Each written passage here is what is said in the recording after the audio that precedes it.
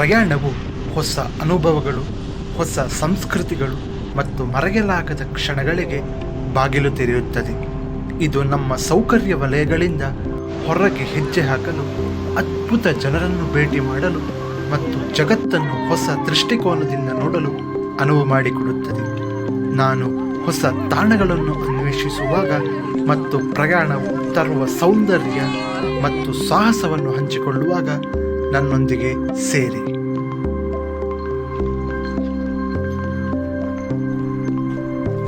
ನಮ್ಮ ಭಾಗ್ಯಕ್ಕೆ ಒಂದು ನೀಲಗಿರಿ ತಾರ ಬಚಾವ್.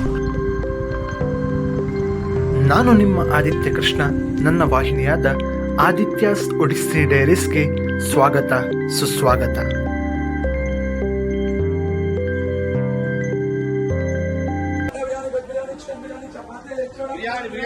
ಬೆಂಗಳೂರಿನಿಂದ ಕೊಯಂಬತ್ತೂರಿಗೆ ರಾತ್ರಿ ರೈಲಿನಲ್ಲಿ ಪ್ರಯಾಣ ಶಾಂತ ಮತ್ತು ಮಾಂತ್ರಿಕ ಅನುಭವ ನೀಡುತ್ತದೆ. ಗಂಟೆಗಳು ಕಳೆದಂತೆ ಆಕಾಶ ನಿಧಾನವಾಗಿ ಬೆಳಗಲು ಪ್ರಾರಂಭಿಸುತ್ತದೆ. ಆದರೆ ಕೊಯಂಬತ್ತೂರಿಗೆ ನಮ್ಮ ಸ್ವಾಗತ ಮಳೆ ಹನಿಗಳಿಂದ ಆಗಿತ್ತು.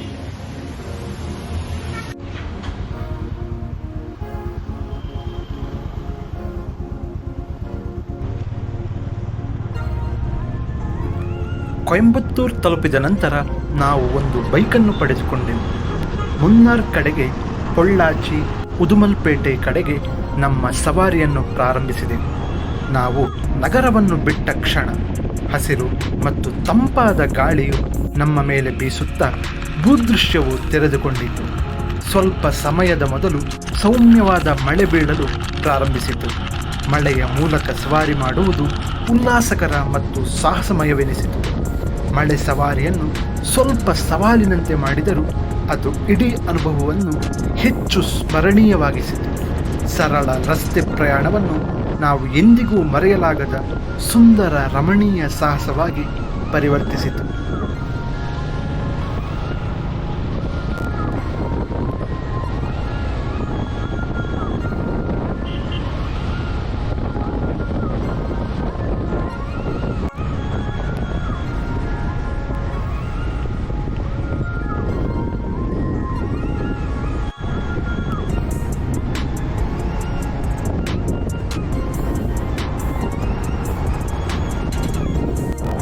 ದಟ್ಟವಾದ ಕಾಡುಗಳು ಮತ್ತು ಬೆಟ್ಟಗುಡ್ಡಗಳಿಂದ ನಮಗಾಗಿ ಕಾಯುತ್ತಿದ್ದ ಆನಮಲೈ ಹುಲಿ ಮೀಸಲು ಪ್ರದೇಶವು ಕಾಯುತ್ತಿತ್ತು.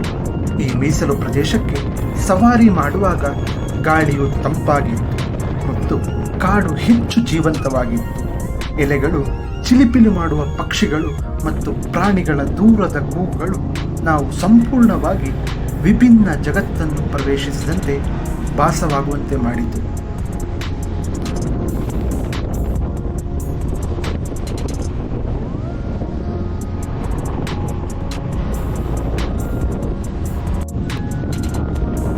ರಮಣೀಯ ಬೈಕ್ ಸವಾರಿ ಮತ್ತು ಹುಲಿ ಮೀಸಲು ಪ್ರದೇಶದ ಕಚ್ಚಾ ಸೌಂದರ್ಯದ ಸಂಯೋಜನೆಯು ಮರೆಯಲಾಗದ ಅನುಭವವನ್ನು ಸೃಷ್ಟಿಸಿತು.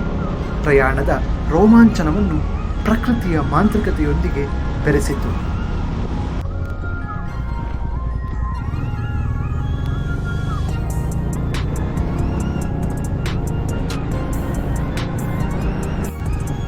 ತಮಿಳುನಾಡು ಕೇರಳ ಗಡಿಯನ್ನು ದಾಟಿದ ನಂತರ ನಾವು ಸುಂದರವಾದ ಇಡುಕ್ಕಿ ಜಿಲ್ಲೆಯನ್ನು ಪ್ರವೇಶಿಸಿದೆವು. ಅಲ್ಲಿ ಹಚ್ಚ ಹಸಿರಿನ ಚಹಾ ತೋಟಗಳಿಂದ ಆವೃತವಾದ ಬೆಟ್ಟಗಳು ಸ್ವಾಗತಿಸಿದವು. ಭೂದೃಶ್ಯವು ಸಂಪೂರ್ಣವಾಗಿ ರೂಪಾಂತರಗೊಂಡಿತು. ಕಣ್ಣಿಗೆ ಕಾಣುವಷ್ಟು ದೂರ ಹರಡಿರುವ ಅಂತ್ಯವಿಲ್ಲದ ಹಸಿರು ತೋಟಗಳು, ಬೆಟ್ಟಗಳು, ಹುಯ್ದಾಡುವ ಮಂಜು ಮತ್ತು ತಂಪಾದ ಪರ್ವತ ಗಾಳಿಯು ನಮ್ಮ ಶ್ವಾಸಕೋಶಗಳನ್ನು ತುಂಬುತ್ತಿತ್ತು. ಚಹಾ ಪೊದೆಗಳು ಮತ್ತು ಸಾಂದರ್ಭಿಕ ಜಲಪಾತಗಳಿಂದ ಕೂಡಿದ ರಸ್ತೆಯ ಸೌಮ್ಯವಾದ ವಕ್ರರೇಖೆಗಳು ನಮ್ಮ ಬೈಕ್ ಸವಾರಿಯನ್ನು ವರ್ಣಚಿತ್ರದ ಮೂಲಕ ಪ್ರಯಾಣದಂತೆ ಭಾಸವಾಗುತ್ತಿತ್ತು.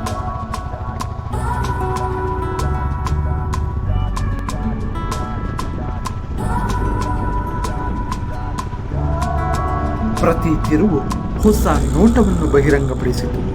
ಸೂರ್ಯನಿಂದ ಆವೃತವಾದ ಕಣಿವೆಗಳಿಂದ ಹಿಡಿದು ದೂರದ ಬೆಟ್ಟಗಳು ಮೋಡಗಳಾಗಿ ಕಣ್ಮರೆಯಾಗುವವರೆಗೂ ಇಡುಕ್ಕಿಯ ಮೂಲಕ ಸವಾರಿಯು ನಿಜವಾಗಿಯೂ ಮೋಡಿ ಮಾಡುವ ಅನುಭವವನ್ನು ನೀಡಿತು.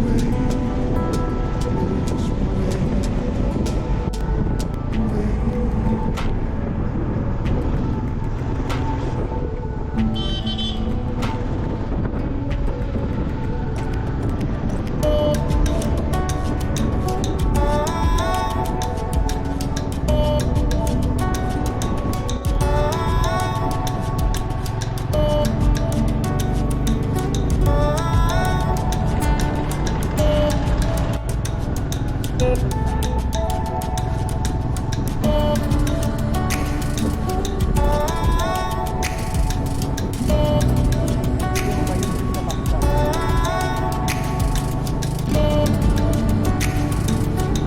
ಹಸಿರಿನ ಚಹಾ ತೋಟಗಳ ಮೂಲಕ ಸವಾರಿ ಮಾಡಿದ ನಂತರ ನಾವು ಅಂತಿಮವಾಗಿ ಲಕ್ಕಂ ಜಲಪಾತವನ್ನು ತಲುಪಿದೆವು.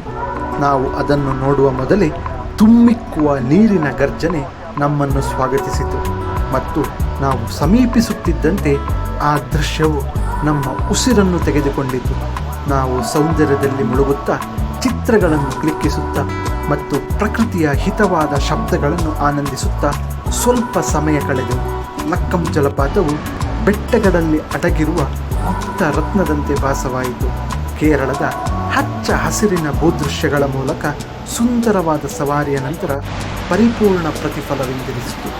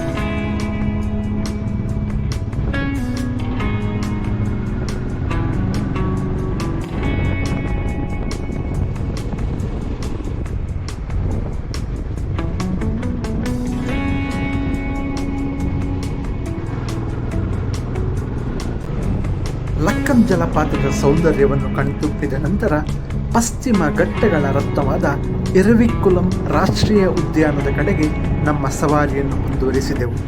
ನಾವು ಜಲಪಾತವನ್ನು ಬಿಟ್ಟ ಕ್ಷಣ ಭೂದೃಶ್ಯವು ಮತ್ತೊಮ್ಮೆ ರೂಪಾಂತರಗೊಳ್ಳಲು ಪ್ರಾರಂಭಿಸಿತು. ಹಚ್ಚ ಹಸಿರಿನ ಹುಲ್ಲುಗಾವಲುಗಳಿಂದ ಆವೃತವಾದ ಬೆಟ್ಟಗಳು, ಮಂಜಿನಿಂದ ಆವೃತವಾದ ಶಿಖರಗಳು ಮತ್ತು ಪರ್ವತಗಳೊಳಗೆ ಅಂತ್ಯವಿಲ್ಲದ ವಿಸ್ತರಿಸಿದಂತೆ ಕಾಣುವ ಅಂಕುಡೊಂಕಾದ ರಸ್ತೆಗಳು. ಗಾಳಿಯು ಪ್ರತಿ ಕಿಲೋಮೀಟರ್ನೊಂದಿಗೆ ತಂಪಾಗಿ ಮತ್ತು ತಾಜವಾಗಿ ಬೆಳೆಯಿತು. ಕಾಡು ಹೂವುಗಳು ಸೂಕ್ಷ್ಮ ಪರಿಮಳ ಮತ್ತು ಒದ್ದೆಯಾದ ಮಣ್ಣಿನ ಪರಿಮಳವನ್ನು ಹೊತ್ತುಕೊಂಡಿತು. ನಾವು ಉದ್ಯಾನವನವನ್ನು ಸಮೀಪಿಸುತ್ತಿದ್ದಂತೆ ನೈಸರ್ಗಿಕ ಸೌಂದರ್ಯವು ಇನ್ನಷ್ಟು ಗಮನಾರ್ಹವಾಯಿತು. ಶೋಲ ಕಾಡುಗಳಿಂದ ಕೂಡಿದ ವಿಸ್ತಾರವಾದ ಹುಲ್ಲುಗಾವಲುಗಳು, ಕಣಿವೆಗಳ ಮೂಲಕ ಕತ್ತರಿಸುವ ಹೊಳೆಗಳು ಮತ್ತು ಉದ್ಯಾನವನದ ಅಭಿವೃದ್ಧಿ ಹೊಂದುತ್ತಿರುವ ಪರಿಸರ ವ್ಯವಸ್ಥೆಯನ್ನು ಸೂಚಿಸುವ ವನ್ಯಜೀವಿಗಳ ಸಾಂದರ್ಭಿಕ ನೋಟಗಳು.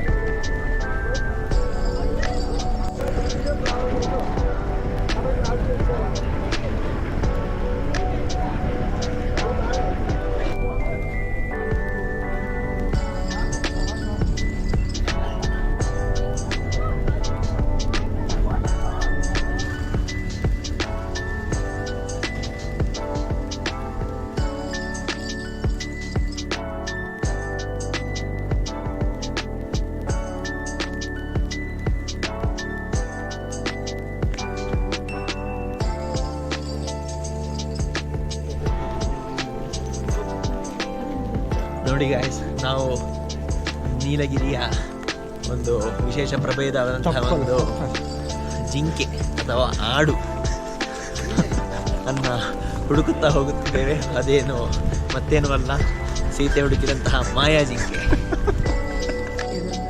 ನೀಲಗಿರಿ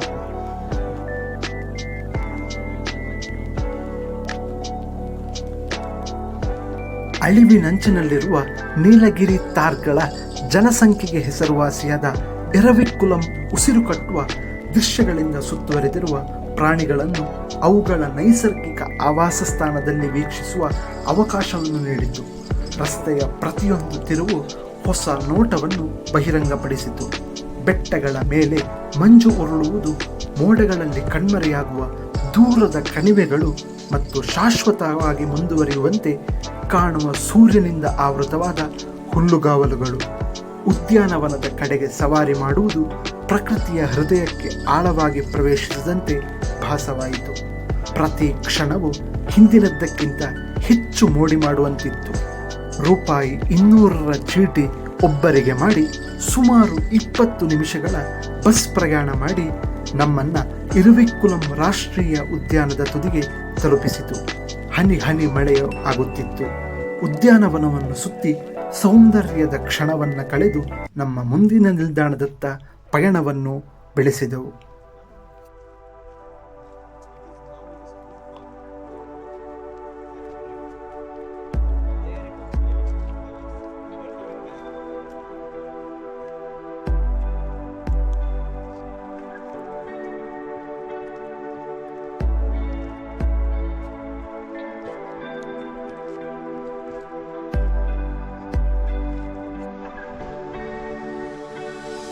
ಇರುವಿಕ್ಕುಲಂ ರಾಷ್ಟ್ರೀಯ ಉದ್ಯಾನವನದ ನೈಸರ್ಗಿಕ ಸೌಂದರ್ಯವನ್ನು ಅನ್ವೇಷಿಸಿದ ನಂತರ ನಾವು ಅಂತಿಮವಾಗಿ ಮುನ್ನಾರ್ನ ಗಿರಿಧಾಮವನ್ನು ತಲುಪಿದೆವು. ಚಹಾ ತೋಟಗಳು ಮತ್ತು ಮಂಜಿನ ಬೆಟ್ಟಗಳ ನಡುವೆ ಇರುವ ಪಟ್ಟಣವು ಪ್ರಶಾಂತತೆ ಮತ್ತು ಜೀವಂತಿಕೆಯ ಪರಿಪೂರ್ಣ ಮಿಶ್ರಣದಂತೆ ಭಾಸವಾಯಿತು.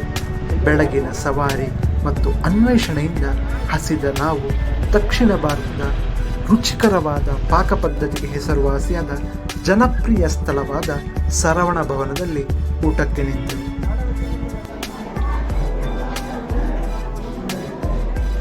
ಸರವಣ ಭವನದಲ್ಲಿ ಊಟದ ನಂತರ ನಾವು ನಮ್ಮ ಸವಾರಿಯನ್ನು ಮತ್ತೆ ಮುಂದುವರಿಸಿದೆವು. ಬೆಟ್ಟಗುಡ್ಡಗಳಾದ್ಯಂತ ಹರಡಿರುವ ಅಂತ್ಯವಿಲ್ಲದ ಚಹಾ ತೋಟಗಳ ಉಸಿರು ಕಟ್ಟುವ ದೃಶ್ಯಗಳಿಂದ ಆವೃತವಾಗಿತ್ತು. ಕಡಿದಾದ ಇಳಿಜಾರುಗಳಲ್ಲಿ ಅಚ್ಚುಕಟ್ಟಾಗಿ ಸಾಲಾಗಿ ಜೋಡಿಸಲಾದ ರೋಮಾಂಚಕ ಹಸಿರು ತೋಟಗಳು ನಾವು ಪ್ರಯಾಣ ಮಾಡುವಾಗ ಚಿತ್ರ ಪರಿಪೂರ್ಣ ಹಿನ್ನೆಲೆಯನ್ನು ಸೃಷ್ಟಿಸಿದವು.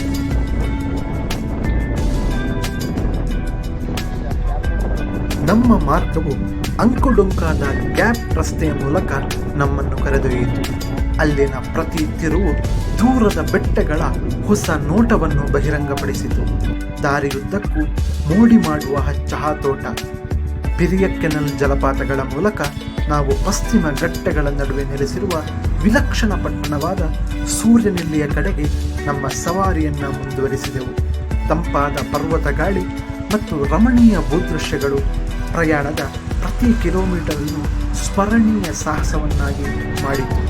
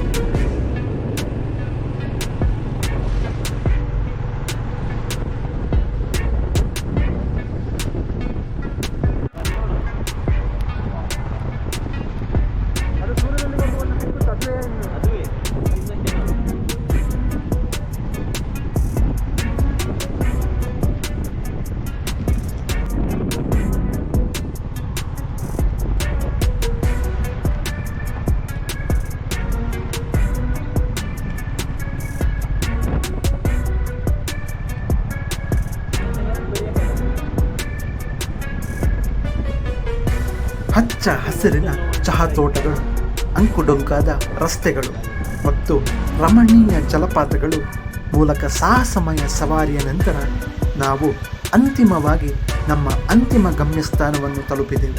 ಸೂರ್ಯನೆಲ್ಲಿಯ ಕೋಸ್ಟ್ ಯಾರ್ಡ್ನಲ್ಲಿ ನಮ್ಮ ವಾಸ್ತವ್ಯ. ಪಶ್ಚಿಮ ಘಟ್ಟಗಳ ಶಾಂತ ಬೆಟ್ಟಗಳ ನಡುವೆ ನೆಲೆಗೊಂಡಿರುವ ಈ ಆಸ್ತಿಯು ಆರಾಮ ಮತ್ತು ಪ್ರಕೃತಿಯ ಪರಿಪೂರ್ಣ ಮಿಶ್ರಣವನ್ನು ನೀಡಿತು. ಮಂಜಿನಿಂದ ಆವೃತವಾದ ಪರ್ವತಗಳು ಮತ್ತು ಸುತ್ತಲೂ ಹರಡಿರುವ ಹಸಿರಿನ ನೋಟಗಳನ್ನು ನೀಡಿತು. ದೀರ್ಘ ದಿನದ ಪ್ರಯಾಣದ ನಂತರ ನಾವು ವಿಶ್ರಾಂತಿ ಪಡೆದು ಶಾಂತಿಯುತ ಸುತ್ತಮುತ್ತಲಿನ ಪ್ರದೇಶಗಳನ್ನು ಅನುಭವಿಸುತ್ತಾ ಮತ್ತು ಸ್ನೇಹಶೀಲ ವಾತಾವರಣವನ್ನು ಆನಂದಿಸಿದೆವು. ಕೋಸ್ಟ್ ಯಾರ್ಡ್ನಲ್ಲಿ ತಲುಪುವುದು ಉಸಿರು ಕಟ್ಟುವ ಭೂದೃಶ್ಯಗಳು, ರೋಮಾಂಚಕ ಸವಾರಿಗಳು ಮತ್ತು ಮರೆಯಲಾಗದ ಅನುಭವಗಳಿಂದ ತುಂಬಿದ ದಿನಕ್ಕೆ ಪರಿಪೂರ್ಣ ಅಂತ್ಯದಂತೆ ಭಾಸವಾಯಿತು. ಮುನ್ನಾರ್ನ ಪ್ರಶಾಂತ ಗಿರಿಧಾಮದಲ್ಲಿ ನಮ್ಮ ಉಳಿದ ವಾಸ್ತವ್ಯಕ್ಕೆ ಟೋನ್ ಅನ್ನು ಹೊಂದಿಸಿತು.